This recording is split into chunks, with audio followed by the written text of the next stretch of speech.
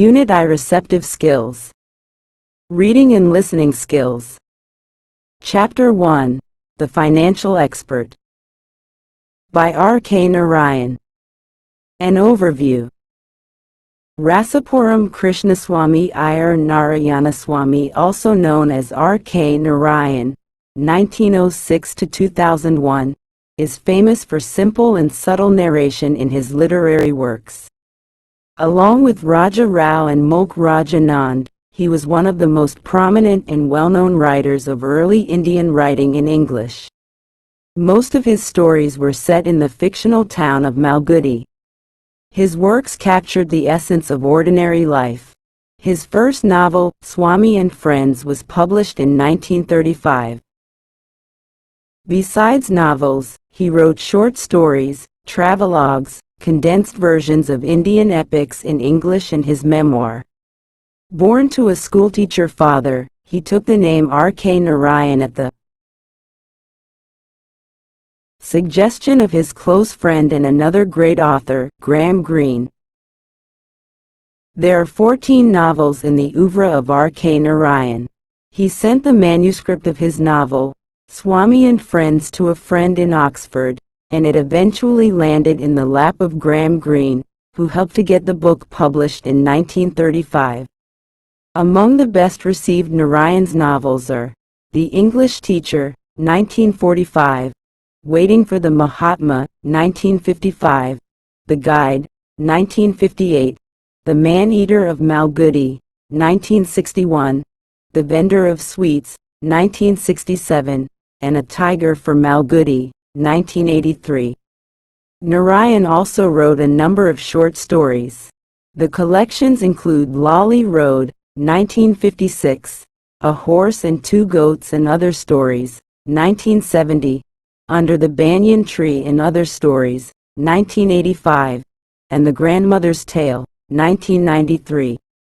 In addition to works of nonfiction, chiefly memoirs, he also published shortened modern prose version of two Indian epics, the Ramayana, 1972, and the Mahabharata, 1978. He won numerous awards and adulation during his lifetime. These include the Sahitya Akademi Award in 1958, the Padma Bhushan in 1964, the A.C. Benson Medal by the Royal Society of Literature in 1980, besides the Padma Vibhushan in 2000. He was nominated to the Rajya Sabha in 1989.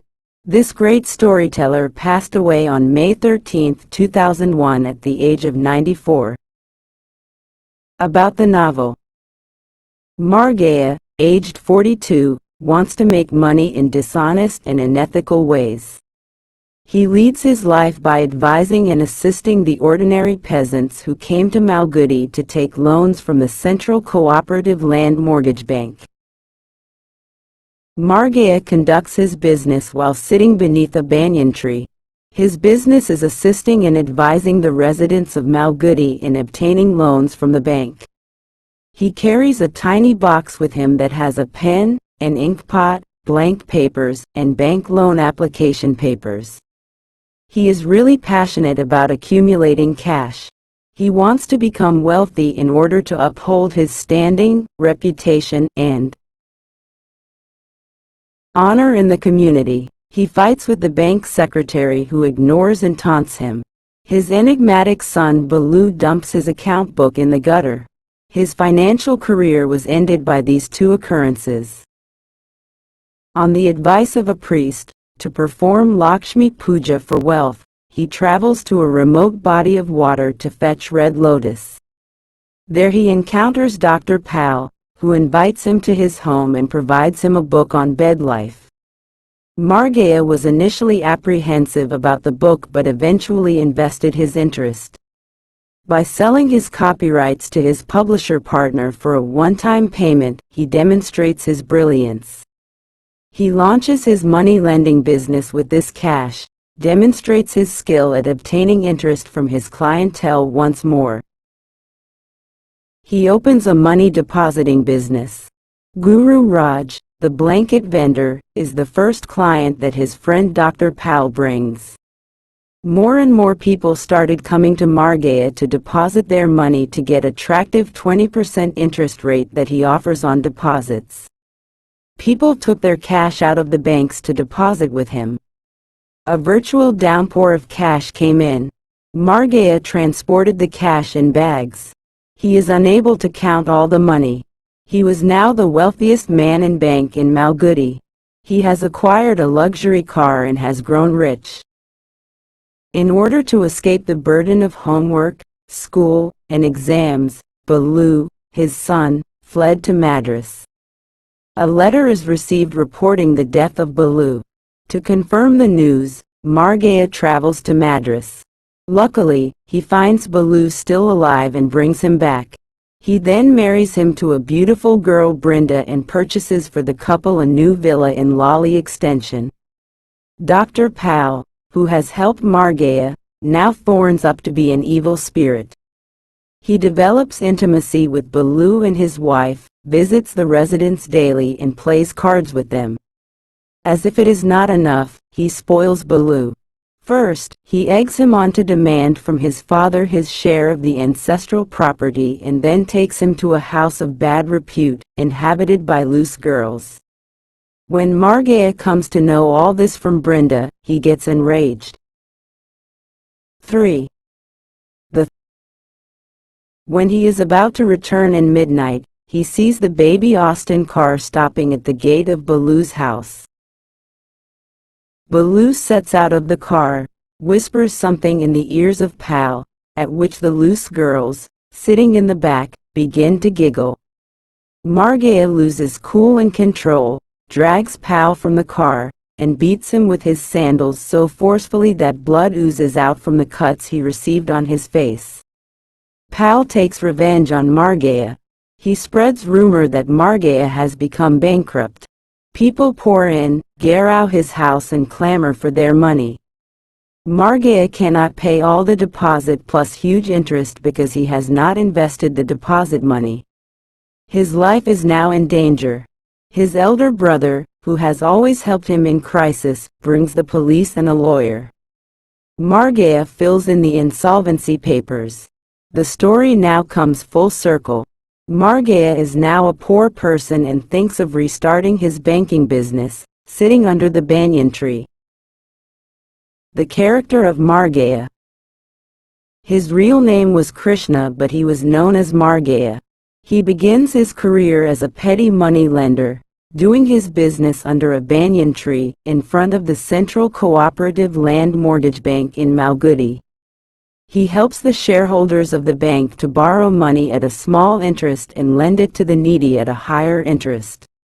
In the process, he makes money for himself. The secretary of the bank in Arul Das, the peon, sees from his box the loan application forms he has managed to get from the bank through its shareholders. They treat him with contempt and threaten to take action against him. Margaya is unable to carry on his business, after Balu, his son, throws his account book into the gutter. It had all the entries of his business dealings with his clients. He presents his horoscope to an astrologer, who assures him that if he performs puja to Lakshmi, the goddess of wealth, a wonderful time is coming for him. Ash from a red lotus and ghee prepared from milk from a grey cow are used in the 40-day puja. Margaya does the puja and emerges from it full of expectations for a successful future.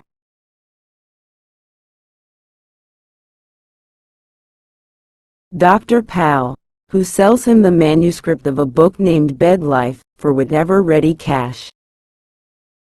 Margaya's purse contains, assures him that the book renamed Domestic Harmony will sell in tens of thousands if only he can.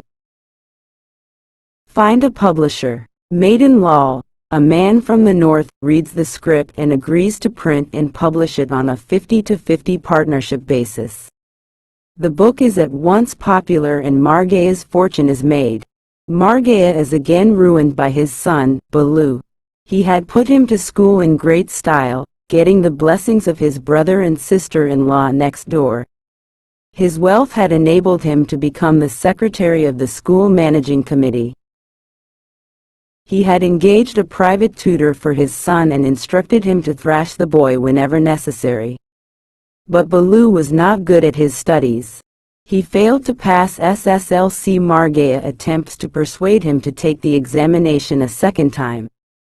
The result is that Baloo seizes the school-leaving certificate book, tears it into 4 quarters, and throws them into the gutter, the same gutter which closed its dark waters over Margaya's red book of accounts. Now it carries away the school certificate book. Then he runs away from home. A few days later, there is a letter from Madras telling Margaya that his son is dead. The brother's family immediately comes to his help, though Margaya feels he can do without their help and wonders whether this will change the existing relationship between them. He leaves for Madras and discovers through the good offices of a fellow traveler, a police inspector in plain clothes, that his son is not really dead, traces the boy and brings him home.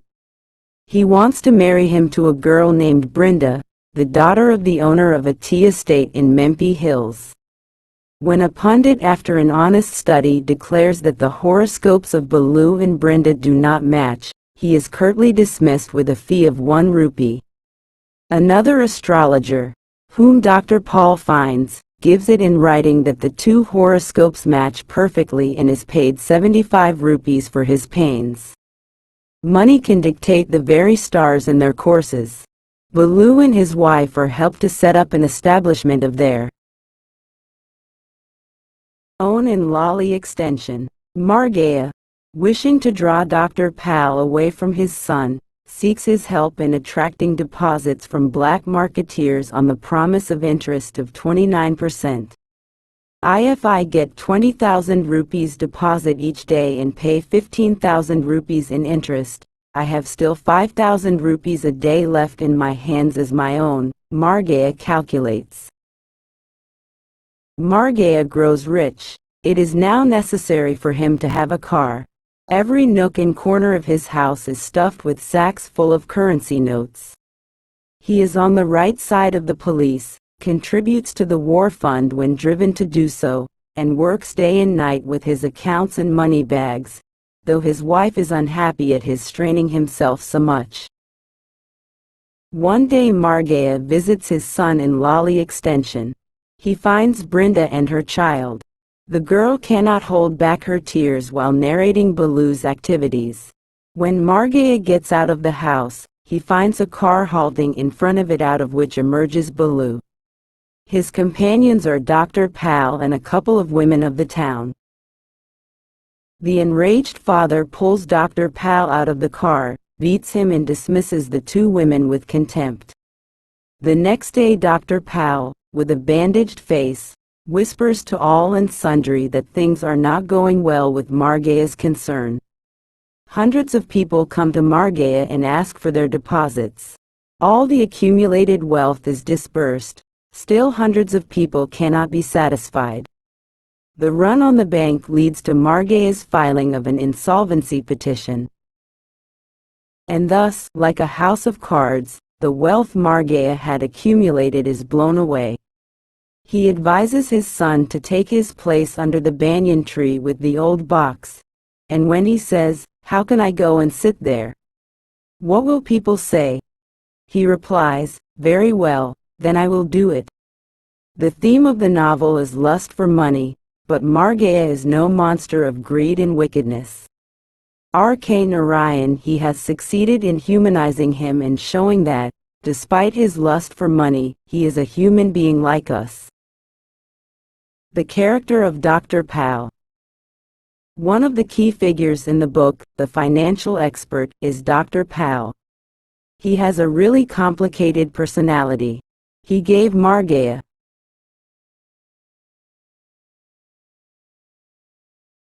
unselfish assistance as he rose to success. He offered him the draft of his book, Bed Life, in exchange for a pitiful quantity of money. He wanted him to make a lot of money off the book. He is a journalist and has a wealth of knowledge. In the beginning, we witness his ambitious side where he tells Margaya about his plan to launch a sociology clinic for solving domestic problems of husband and wife. He told him he was a sociologist. Margaya finds his ideas vulgar. Pal has no regard for a settled life. He has no fixed aim in life. He lives like a vagabond. He holds rational thoughts and emotions play no role. Perhaps that's why he didn't marry. Money is not his concern, and if he wanted money, he could earn a lot. It is undisputed because his one book brought immense wealth to Margaya. He could write more books, but his changing interests or lack of focus prevented him to lead a stable life. He was revered as a learned man. Interestingly, Pal became both the cause of Margaya's success and undoing. Pal involves Baloo in immoral activities which infuriated Margaya and he attacked him. Later, Margaya came to know that Pal was Baloo's companion and he indulged him in playing cards, drinking alcohol and womanizing. Margaya knew Pal's might and he was thinking of sending Pal to another city for some errands to protect his son from his bad company, but the plan didn't work out. Ultimately, Margaya's spar with Pal ended with disastrous implications for Margaya and he lost all his wealth and became poor. It can be said that the character of Pal was not a simple or a conventional one. He has some merits but some flaws as well. His flaws became the reason for parting with Margaya. The character of Meenakshi. Margaya's wife named Meenakshi is a modest, homely and traditional woman. She is untouched by any sort of ambition. Her circle of worries is circumscribed by domestic chores, welfare of her husband and her son Baloo, and a moderate desire for money which is enough to pull them through. This aspect of her personality 7. Comes in glaring contrast with that of her husband, who is relentlessly obsessed by an unlimited desire for money. His insatiable avarice for money is described by the author like the desire of a fanatical mountaineer who sets his heart on reaching the summit of Everest. He might be standing on the highest peak, yet he can never feel that he has attained the highest. Their contrasting attitudes in this regard become more pronouncedly clear in the reaction that each one shows when their son Baloo runs away from home. Margaya is able to withstand the loss of his son because of the external strength and prowess he gets from his wealth. His possession of wealth has supplanted a natural fatherly instinct for the truant son. His rank materialistic attitude is depicted in strong words. Margaya asks his wife to demand from him any amount of money because he thinks that money will divert her attention from the son's loss. But he is sadly mistaken in this regard, as she spurns his proposal, saying, "What will I do with money?" Margaya's wife is a patient, tolerant person who bears the occasional overbearing moods and tantrums of her husband. She asks Margaya about Baloo when he comes in the kitchen where she is busy cooking something. He replies to her ill-temperedly, probably rolling in the gutter. She remains cool-headed to the exchange of hot words that takes place between Margaya and his son. When the latter has failed repeatedly in the SSLC, she knows that her husband has become more peremptory in his manners because of his affluence. She attributes his temperamental irascibility to overwork and tension he has to undergo in his profession. Her accommodating and peaceful disposition is evident in her understanding that the best way to attain some peace of mind in life was to maintain silence. Ultimately, she found that things resolved themselves in the best manner possible or fizzled out. She proves very helpful to Margaya during his penance for 40 days undertaken by him for the propitiation of goddess Lakshmi.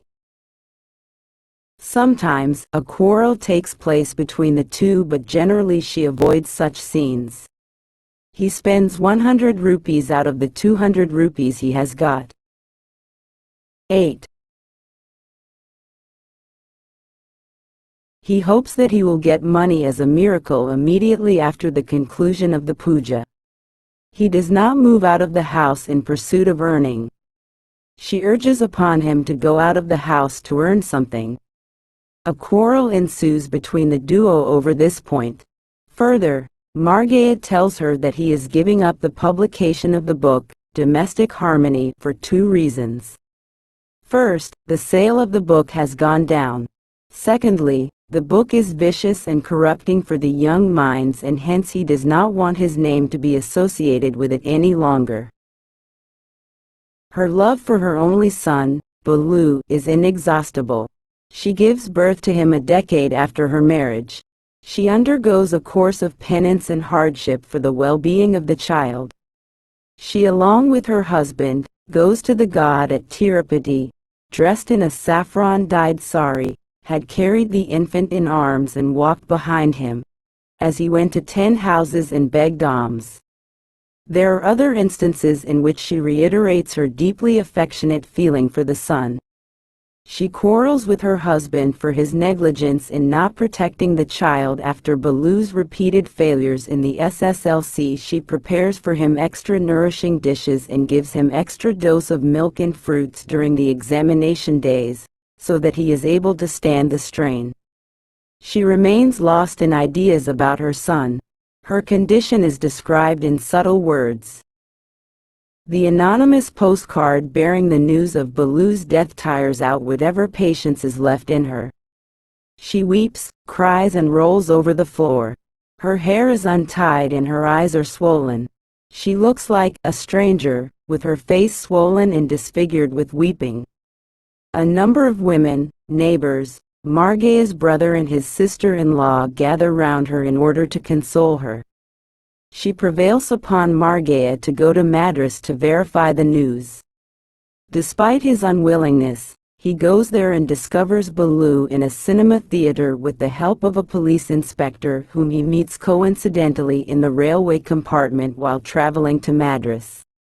He brings Baloo back home with a promise that he need not bother about the examination. He tells him, "You eat, rest and grow fat, that is all you are expected to do, and take as much money as you like." 25:9. Baloo's coming back home alive is a matter of unbounded joy for Meenakshi. The very style of her life undergoes a sea change. She is no more morose and reserved. She wears well, keeps cheerful, sticks jasmine flowers in her hair and looks youthful. She is all the time plying Baloo with her persistent inquiry, what else he likes to take. The transformation in her look and manner is well depicted. Baloo's departure from home after marriage for a new house in Lali Extension makes her feel sad and lonely. Baloo goes to live there along with his wife, Brinda. Margaya arranges for a separate house for them against her will. He does it for two reasons. First, Baloo's wife is a modern girl who should live in a modern house in a new locality. Secondly, since Baloo is a grown-up young man, he should establish his own independent house. She is like Narayan's many women characters who remain contented with their household life and consider the fulfillment of the interests of their family as end in itself. Such women are, as a class, known by their home-bound, traditional and conservative commitments. The character of Baloo. Baloo is the only child of his parents, Margaya and Meenakshi. He is born after 12 years of their marriage. He is the only child. But his father is always busy with his financial transactions. He has neither the time nor the intention to come back home in time to spend a few moments of leisure with his son. His mother is busy with the domestic chores and has hardly any time for him. Thus, Baloo grows neglected and isolated in his early childhood. This has an adverse impact on his later growth. Baloo turns into a stubborn and obstinate child because of the utter negligence by his parents. He runs away with his father's valuable accounts book and throws it into the gutter and stands there smiling. He reaps the childish joy by teasing his parents. Baloo hates books, studies, teachers and schools. He failed the 10th examination despite tuition at home. Margaya encourages his child to insult his teachers. He becomes the secretary of the school. He instigates him to boss others. Baloo's teachers are in the awe of him as he is the son of the secretary of the school. His teachers solve 10. his questions and get him good marks only to keep their job intact. Baloo drinks and wastes money lavishly in restaurants. This is perhaps the biggest blunder committed by Margaya. When the boy performs badly, Margaya shouts wildly at him and the boy runs away to freedom in Madras. He dictates his terms which his father religiously observes after his return to Malgudi. He is married to Brinda only to be corrected. Baloo is left free to do whatever he likes. He comes under the evil influence of Dr. Pal. He indulges himself in drinking, gambling, womanizing and smoking. He remains away from home till midnight. He demands the share of his property in a threatening way. He speaks the language of a hooligan or ruffian. At the instance of Dr. Pal, Baloo witnesses against his father for latter's assault on Dr. Pal. Baloo is rudderless and aimless. He has no achievements, except his father's unbounded wealth, that too he loses towards the end. Margaya cannot be absolved of the responsibility of spoiling his son. He is callously indifferent to the fatherly duties of upbringing a child. The character of Brinda. The other woman character in the novel is Brinda, the wife of Baloo. She is said to be extremely fair. Her father is the owner of a tea estate in Mempi Hills. Margaya considers her to be a good match for his son. He induces the priest to declare the horoscopes of the two as compatible on a temptation of payment of extra fee. She gives birth to a child. She remains confined inside her room with Baloo for the most part of the day. She is equally respectful to her father-in-law, Margaya, when he visits them in their new house in Lali Extension at night after his tiff with Baloo in his office during the day. She keeps on standing as a mark of respect to him while talking to him. Margaya has to ask her to sit. In spite of her good qualities, Brinda falls a victim to idle Baloo's evil habits in the company of Dr. Pal. Brinda discloses these movements of Baloo to Margaya when the latter insists upon her to expose the facts to him. Margaya is just out of the main entrance of the house when Baloo gets out of the car.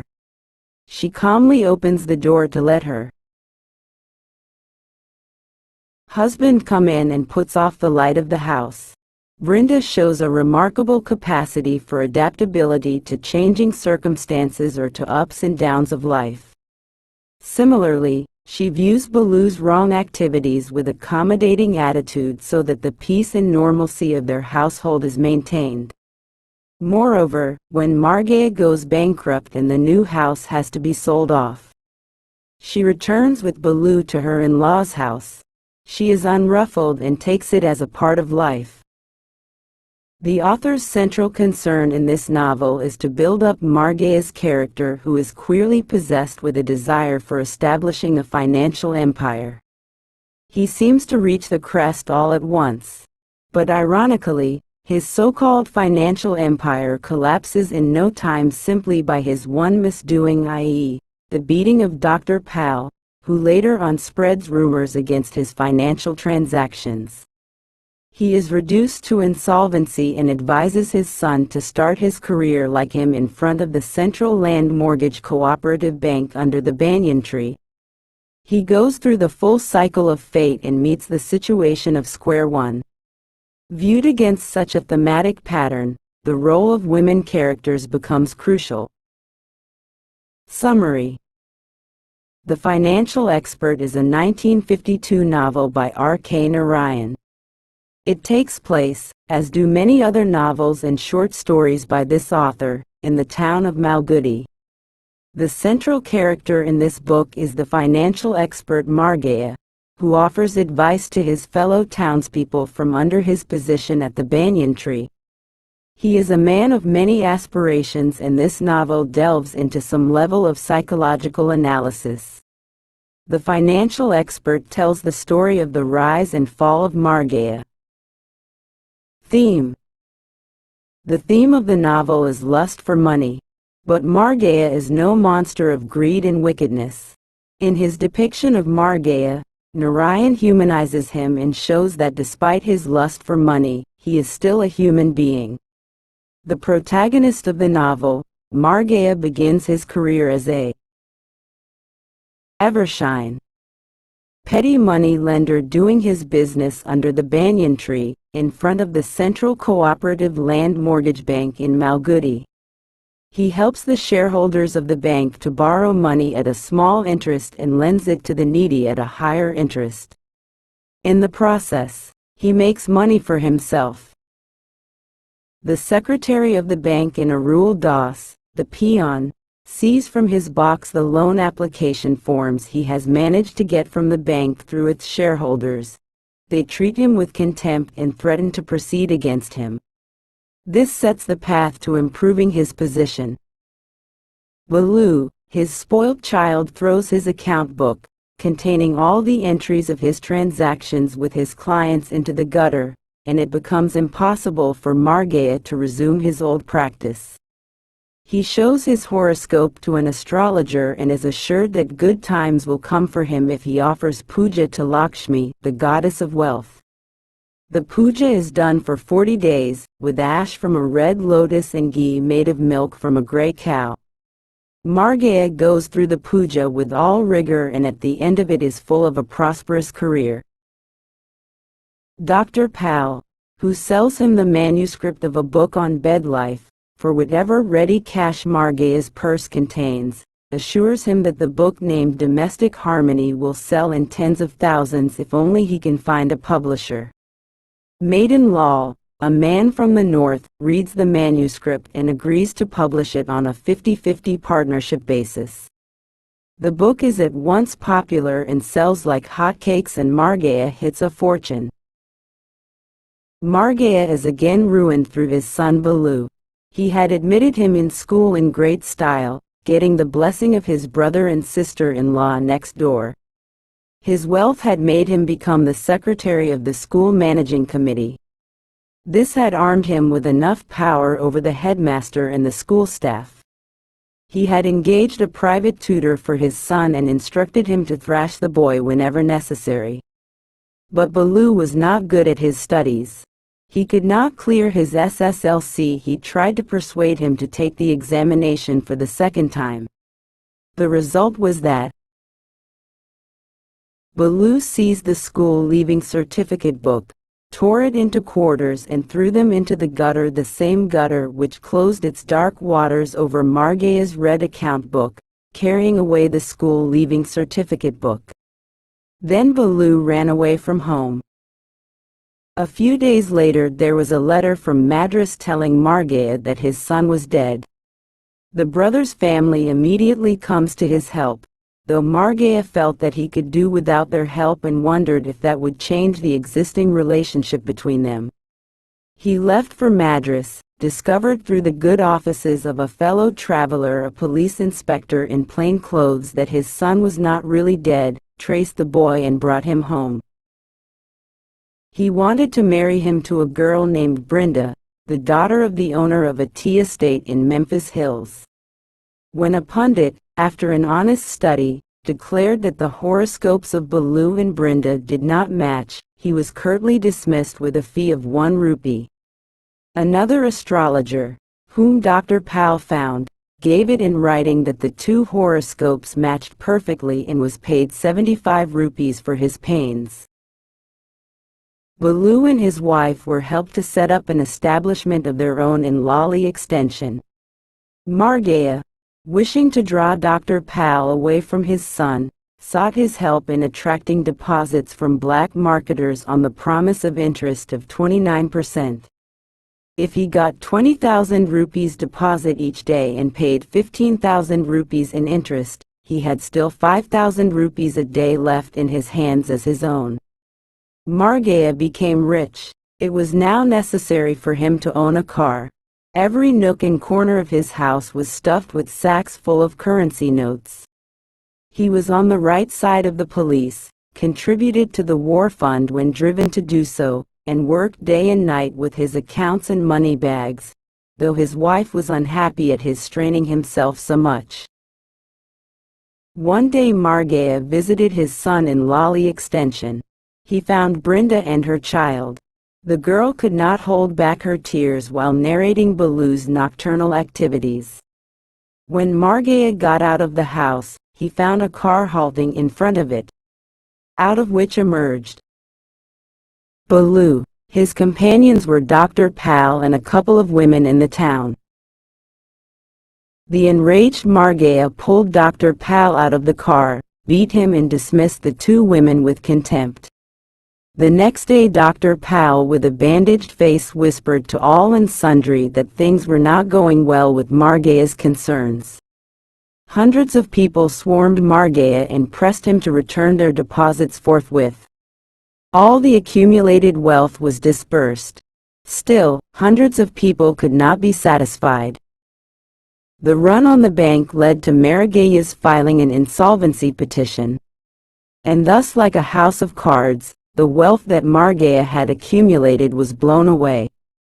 He advised his son to take his place under the banyan tree with the old box. When Balu hesitated to do that for fear of what people would say about it, Margaya offered to do so himself.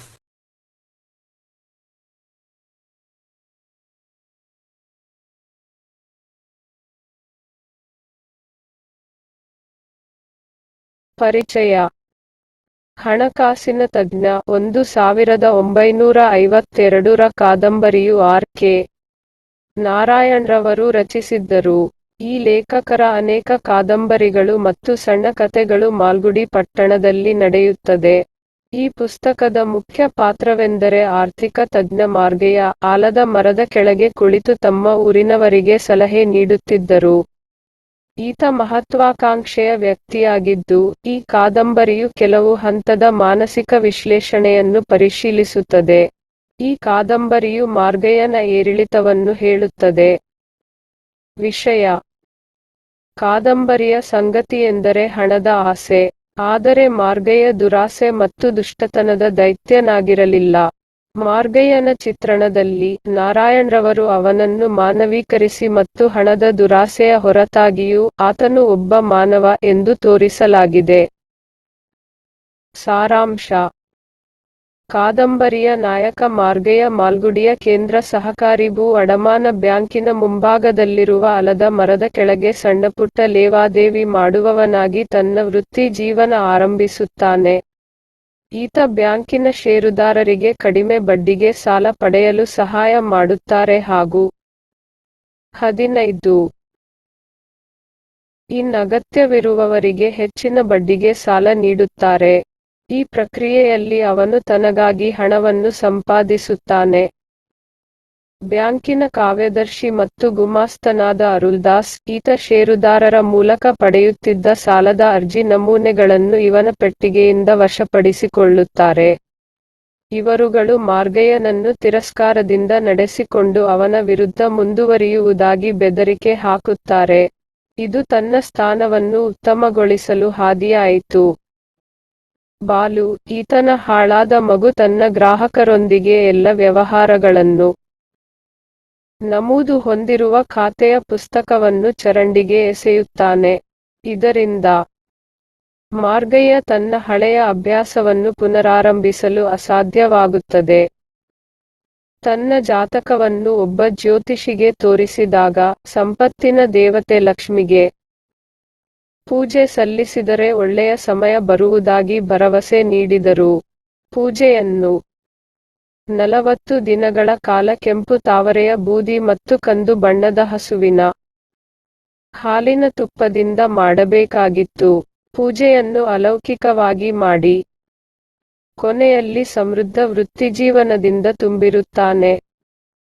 Margayya ಅವರ ತೈಲಿಯಲ್ಲಿರುವ ಹಣದ ಆಸೆಗಾಗಿ bed life ಪುಸ್ತಕದ ಪ್ರಕಾಶಕರನ್ನು ಕಂಡುಕೊಂಡರೆ domestic harmony ಎಂಬ ಪುಸ್ತಕವು 16,000ಗಳಲ್ಲಿ ಮಾರಾಟವಾಗುತ್ತದೆ ಎಂದು ಭರವಸೆ ನೀಡಿದರು.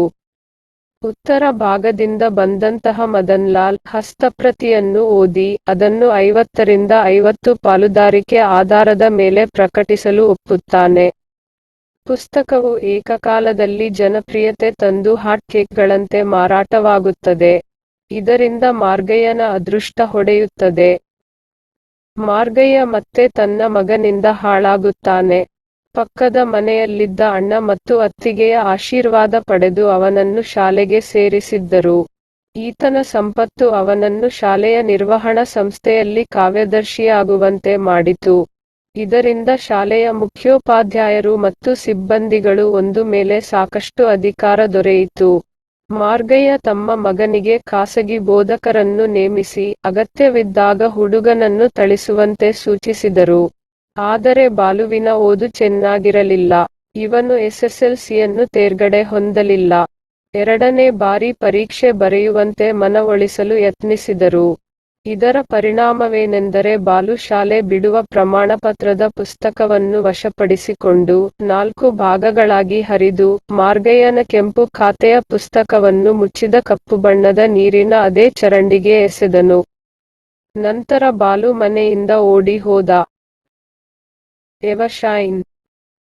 ಕೆಲವು ದಿನಗಳ ನಂತರ ಮಾರ್ಗಯ್ಯನ ಮಗ ಸಾವನ್ನಪ್ಪಿದ್ದಾನೆ ಎಂದು ಮದಾನಂದ ಪತ್ರ ಬಂದಿತು. ಸಹೋದರನ ಕುಟುಂಬವು ತಕ್ಷಣವೇ ಈತನ ಸಹಾಯಕ್ಕೆ ಬರುತ್ತದೆ. ಮಾರ್ಗಯ್ಯ ಇವರ ನಡುವಿನ ಸಂಬಂಧ ಬದಲಾಗಬಹುದೆಂಬ ಯೋಚನೆಯಿಂದ ಇವರುಗಳ ಸಹಾಯವಿಲ್ಲದೆ ಕಾರ ಮಾಡಬಹುದೆಂದು ಭಾವಿಸುತ್ತಾನೆ. ಮಾರ್ಗಯ್ಯ ಮದ್ರಾಸಿಗೆ ತೆರಳುತ್ತಾನೆ. ಸಾಮಾನ್ಯ ಉಡುಪಿನಲ್ಲಿದ್ದ ಪೊಲೀಸ್ ಇನ್ಸ್ಪೆಕ್ಟರ್ ಸಹ ಪ್ರಯಾಣಿಕನ ಉತ್ತಮ ಕಚೇರಿಗಳ ಮೂಲಕ ತನ್ನ ಮಗ ನಿಜವಾಗಿಯೂ ಸತ್ತಿಲ್ಲ ಎಂದು ಕಂಡು ಹಿಡಿದು ಆತನನ್ನು ಪತ್ತೆ ಹಚ್ಚಿ ಮನೆಗೆ ಕರೆತಂದನು. ಮೆಂಫಿಸ್ ಹಿಲ್ಸ್ನ ಟೀ ಎಸ್ಟೇಟ್ ಮಾಲೀಕನ ಮಗಳಾದ ಬೃಂದಾ ಎಂಬ ಹುಡುಗಿಯೊಂದಿಗೆ ಮಗನ ಮದುವೆ ಮಾಡಲು ಬಯಸುತ್ತಾನೆ. ಪಂಡಿತರೊಬ್ಬರು ಪ್ರಾಮಾಣಿಕವಾಗಿ ಅಧ್ಯಯನ ನಡೆಸಿ ಬಾಲು ಮತ್ತು ಬೃಂದಾರವರ ಜಾತಕವು ಹೊಂದಾಣಿಕೆಯಾಗುವುದಿಲ್ಲ ಎಂದು ಹೇಳಿದಾಗ ಅವರನ್ನು ₹1 ಶುಲ್ಕದೊಂದಿಗೆ ವಜಾಗೊಳಿಸಿದರು. ಡಾ. ಪಾಲ್ ಕಂಡುಕೊಂಡ ಮತ್ತೊಬ್ಬ ಜ್ಯೋತಿಷಿ 2 ಜಾತಕಗಳು ಸಂಪೂರ್ಣವಾಗಿ ಹೊಂದಿಕೆಯಾಗುತ್ತದೆ ಎಂದು ಲಿಖಿತವಾಗಿ ನೀಡಿದರು ಮತ್ತು ಇವರಿಗೆ ₹75 ನೀಡಲಾಯಿತು. ಬಾಲು ಮತ್ತು ಆತನ ಹೆಂಡತಿ ಲಾಲಿ ಎಕ್ಸ್ಟೆನ್ಸ್ನಲ್ಲಿ ತಮ್ಮದೇ ಆದ ವ್ಯವಹಾರ ಸ್ಥಾಪಿಸಲು ಸಹಾಯ ಮಾಡಲಾಯಿತು. ಮಾರ್ಗಯ್ಯ ಡಾ. ಪಾಲ್ರವರನ್ನು ತನ್ನ ಮಗನಿಂದ ದೂರವಿರುವಂತೆ ಬಯಸುತ್ತಿದ್ದರು. ಇವರ ಸಹಾಯದಿಂದ ತಪ್ಪು ಮಾರುಕಟ್ಟೆದಾರರಿಂದ ಠೇವಣಿಗಳನ್ನು ಆಕರ್ಷಿಸಿಕೊಳ್ಳುತ್ತಾನೆ. ಇದಕ್ಕಾಗಿ ಡಾ. ಪಾಲ್ರವರಿಗೆ 29% ಬಡ್ಡಿಯನ್ನು ನೀಡಲು ಒಪ್ಪಿದನು. ಈತನು ಪ್ರತಿದಿನ ₹20,000 ಠೇವಣಿ ಪಡೆದರೆ ಮತ್ತು ₹15,000 ಬಡ್ಡಿ ನೀಡಿದರೆ ತನ್ನ ಬಳಿ ಇನ್ನೂ ₹5,000 ತನಗಾಗಿ ಉಳಿಯುತ್ತಿತ್ತು. ಹೀಗೆ ಮಾರ್ಗಯ್ಯ ಶ್ರೀಮಂತನಾದನು. ಈಗ ಅವನಿಗೆ ಕಾರನ್ನು ಖರೀದಿಸುವ ಅಗತ್ಯವಿತ್ತು. ಇವನ ಮನೆಯ ಮೂಲೆ ಮೂಲೆಯಲ್ಲೂ ಕರೆನ್ಸಿ ನೋಟುಗಳ ಚೀಲ ತುಂಬಿತ್ತು.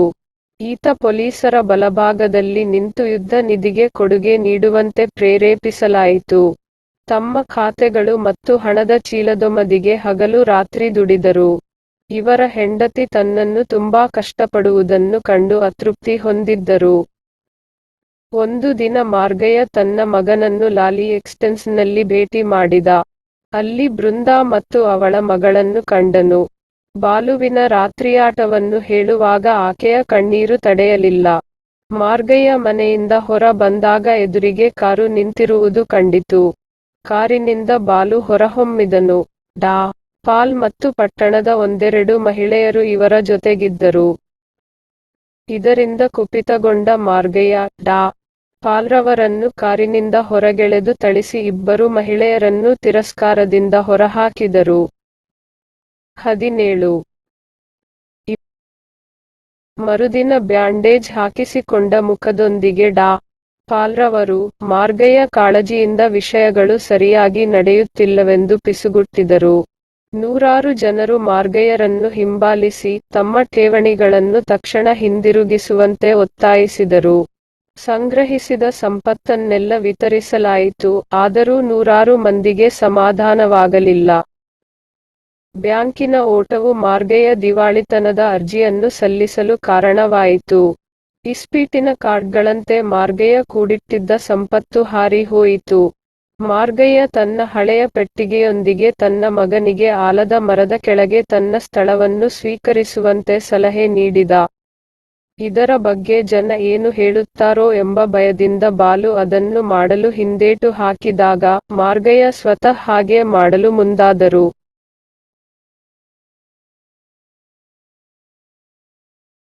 Comprehension. I. Answer the following questions in about 2 pages. 1. Describe the conflict between Margaya and Dr. Pal and its consequences. Ans.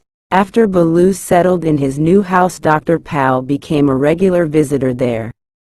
Whenever Margaya went there, he saw Pal there sitting on the half-200 sofa. He played cards with Balu and his wife. He suspected that Pal took money from Balu.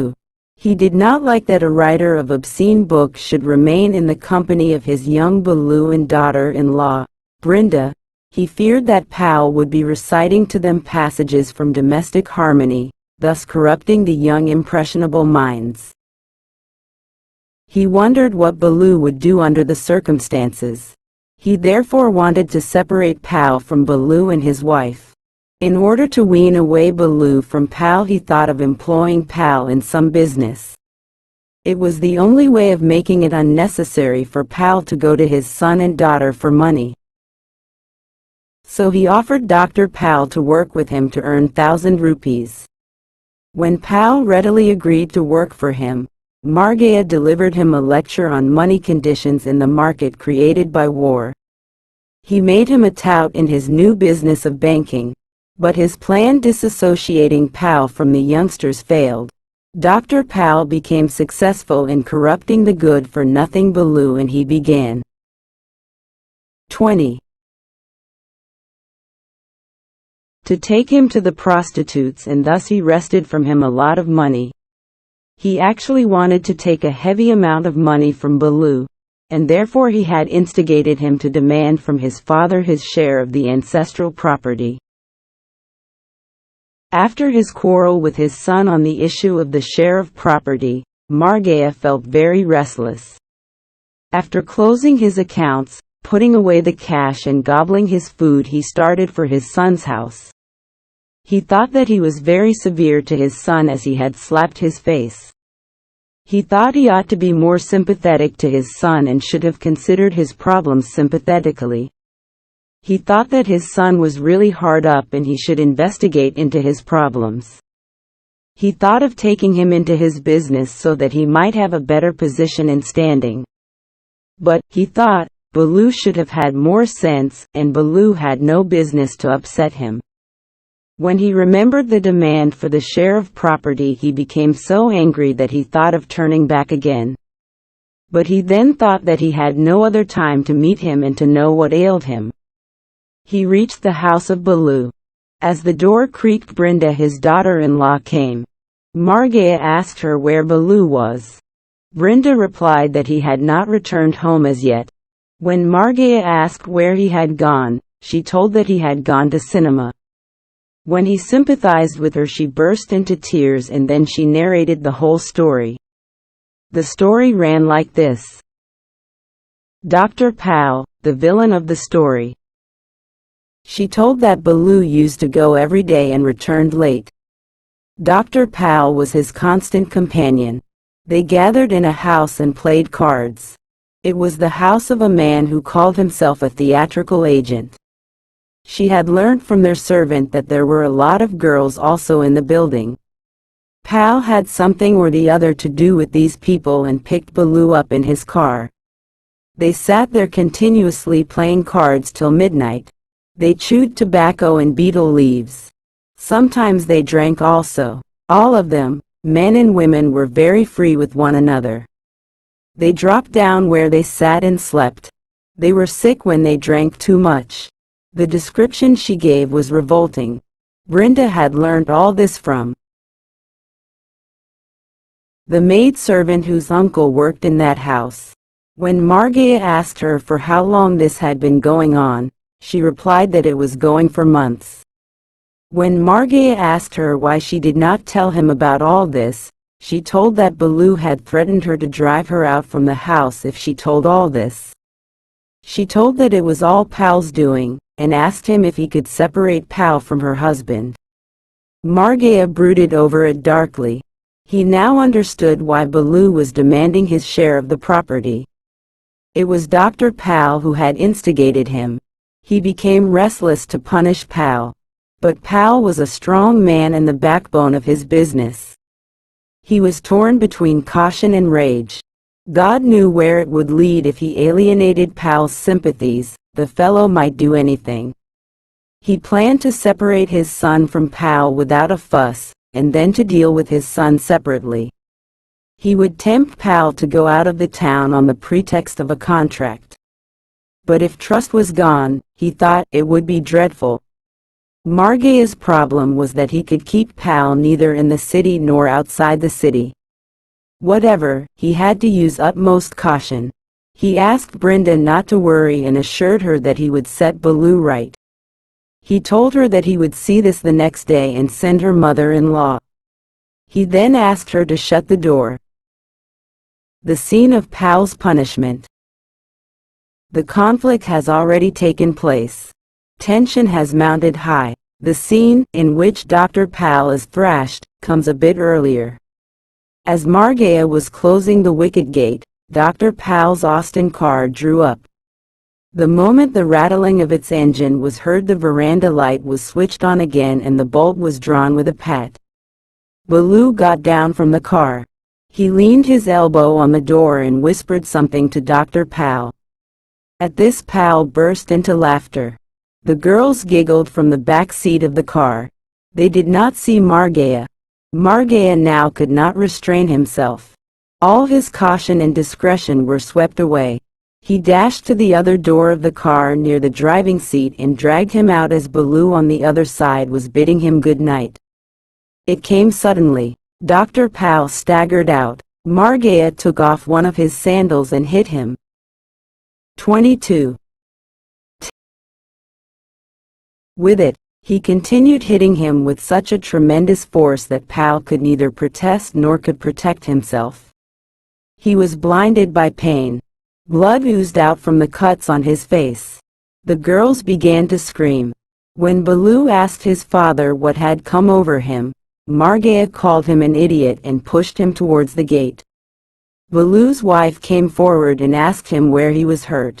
Baloo asked her when father had come. In the meanwhile, the baby was awakened by the noise, and, as she howled, Brenda ran into the house. Meanwhile, the girls in the car began to cry for help. Margaya addressed them as whores and shouted at them to be quiet, and threatened them. Dr. Pal wriggled himself free, dashed into the car, started it and was off. Margaya hesitated for a moment to decide whether he should follow his son. But he saw his son bolting the door, which was sign enough that he was not welcome. The consequences. The consequences of this event are far-reaching and fatal to Margaya's business. Dr. Pal first reported to the police against Margaya. Then he and Baloo went to Guru Raj, the blanket dealer, the first client of Margaya, to deposit his money. As Pal and Baloo poisoned his ears against Margaya's business, he was the first person to withdraw his money. And as Pal whispered this poison into hundreds of ears, the bankruptcy of Margaya became the talk of the town. A crowd of clients clamored for their money at the house of Margaya. Margaya was financially completely destroyed. 2. Describe the Indian life treated in the novel, The Financial Expert. Anne's The Financial Expert is essentially an Indian novel. It described the Indian atmosphere, the Indian way of life and the very Indianness of things in an Indian tone and treatment. Though R.K. Narayan writes in English language, he expresses in his novels the Indian sensibility. And even though he writes in English, his English is un-English and un-American. Even the English language of Narayan is Indian, with its Indian idioms and expression. The lore and the myth in the novels savors of Indianness. There is Indian flavor in 23. The content and manner of the novels. Even the lore and aroma of the novels is Indian. His novels breathe the Indian air and feed on Indian life and its mythology. Narayan expresses in his novels the flavor of economic, social and religious atmosphere. Malgudi, which is the microcosm of India, comes alive in his tales and novels. He expresses in his novels the Indian way of life, its vices and virtues, its sanctity and corruption, its family ties, the rituals, beliefs, customs, traditions and myths. The novel creates the Indian atmosphere and ethos in all its aspects. Let us examine this Indian ethos and atmosphere we find in The Financial Expert. Indianness in The Financial Expert. The banyan tree, under whose shade Margaya sits to transact his business, creates the Indian atmosphere. The semicircle of peasants sitting round Margaya offers us a peep into the life of the Indian villagers, their problems, litigations and marriage problems. Then there is raised the problem of dowry which prevails throughout India. The peasants take loan because they have to marry off their daughters, and have to give handsome dowry to the father of the bridegroom. Margaya relates the miserable plight in which he has fallen because his father had to give handsome dowry in the marriage ceremonies of 3 daughters. This discussion of the dowry problem throws floodlight on the economic problem of India.